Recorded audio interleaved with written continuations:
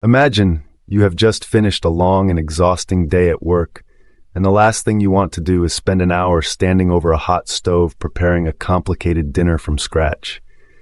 You open your refrigerator and see a container of last night's lasagna, or perhaps a bowl of soup from 3 days ago, and you feel an immediate sense of relief. It feels like a small victory to have a pre-made meal waiting for you. But as you reach for the handle of the microwave, a small voice of doubt enters your mind. You start to wonder exactly how long that food has been there, and more importantly, how many times you can actually heat it back up before it becomes a genuine threat to your health. Many of us treat our leftovers as if they have an infinite lifespan as long as we keep them cold. But the scientific truth is far more complex and potentially dangerous than most people realize. While having a fridge full of food provides a sense of security, it can also lead to a hidden biological race against time that most of us are unknowingly losing every single week. There's a very common and persistent myth in many households that the heat from a microwave or an oven acts as a kind of magic reset button for food safety. The logic seems simple enough, which is that if you get the food hot enough, you will kill any bacteria that might have started to grow, and essentially restart the safety clock for another few days. However, according to top food safety experts and microbiologists, this way of thinking is not only incorrect, but it is also a primary cause of avoidable food poisoning cases. To truly protect yourself and your family, you need to understand that every single time you take a dish out of the refrigerator and subject it to a temperature change, you are engaging in a biological gamble. The reality is that you cannot simply zap your way out of poor food storage habits, and understanding the invisible world of pathogens is the only way to ensure your quick Tuesday night dinner doesn't turn into a medical emergency. To understand why reheating is so risky, we first have to look at what makes leftovers dangerous in the first place, and where these pathogens actually come from. Many people believe that bacteria simply appear out of thin air once food gets old. But the truth is that they are often introduced during the very first stages of cooking. Bill Sullivan, who is a professor of microbiology and immunology at the Indiana University School of Medicine, points out that harmful strains of bacteria can find their way into your meals through cross-contamination during prep, or by simply touching a kitchen faucet or a light switch and then handling your ingredients. Even if you are incredibly diligent and keep a spotless kitchen, your food will eventually spoil because of the natural biological processes of decay. The real danger period happens in what scientists call the temperature danger zone, which is the range between 40 and 140 degrees Fahrenheit. This danger zone is essentially a paradise for bacteria where they can replicate with terrifying speed. In fact, under the right conditions, some species of bacteria can double their population every 20 minutes. As your freshly cooked meal sits on the counter to cool down before going into the fridge, it is traveling through this danger zone, and the longer it stays there, the more contaminated it becomes.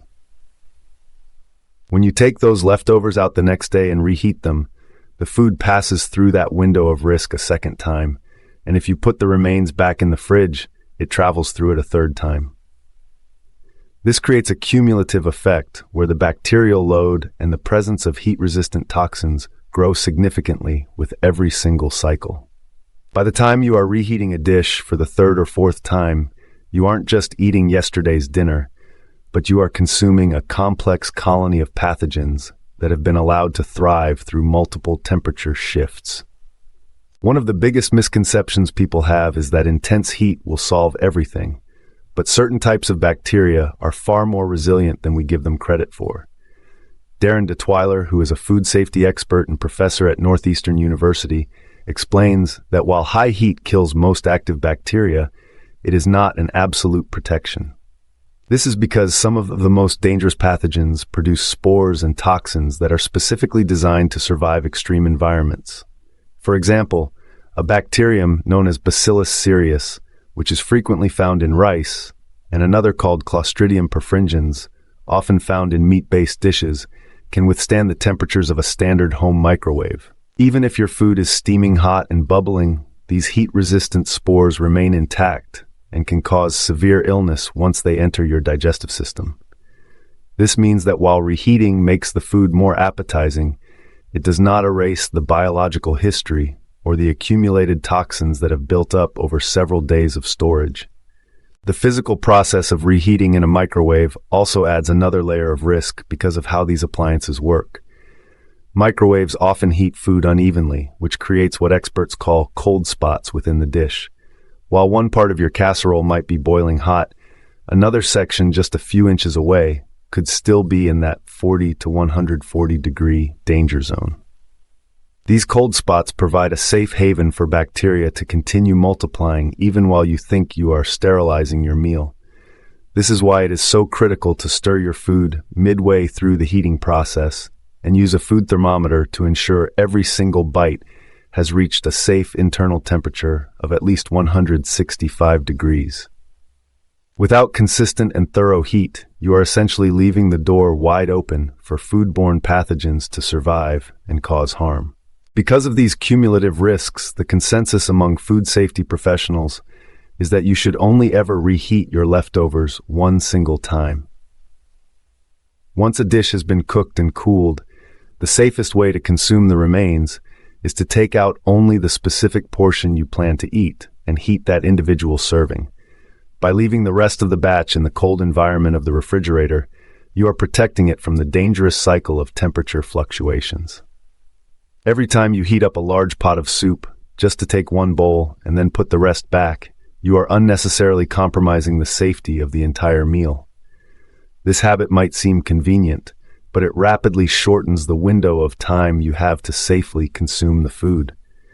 The FDA generally recommends a 3 to 4 day window for eating refrigerated leftovers, and every reheating cycle you put the whole batch through makes that window even smaller and more dangerous.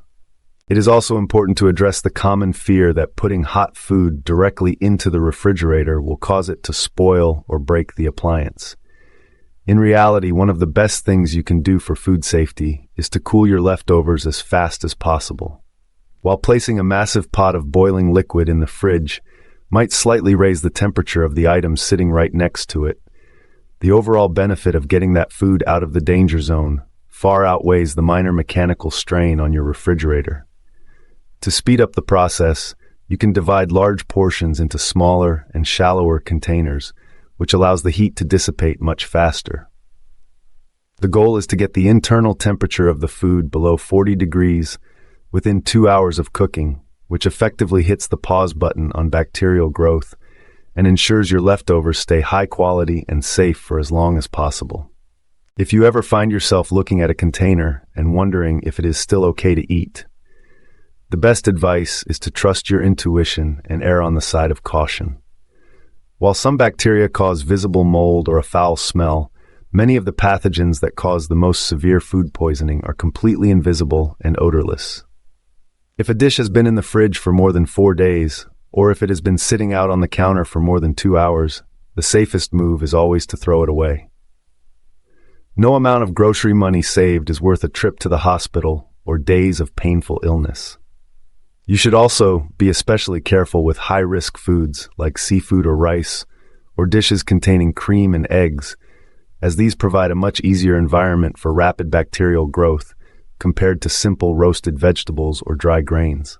As you move forward with your kitchen routine, remember that your health is worth the extra minute it takes to portion out your meals and check their temperature. By making the choice to only reheat your food once, and ensuring it reaches that magic number of 165 degrees, you are taking a powerful and proactive step toward protecting yourself and your family. If you know you have made way more food than you can possibly finish in a few days, utilize your freezer as a safe and effective way to preserve your hard work without the risks of the transition zone.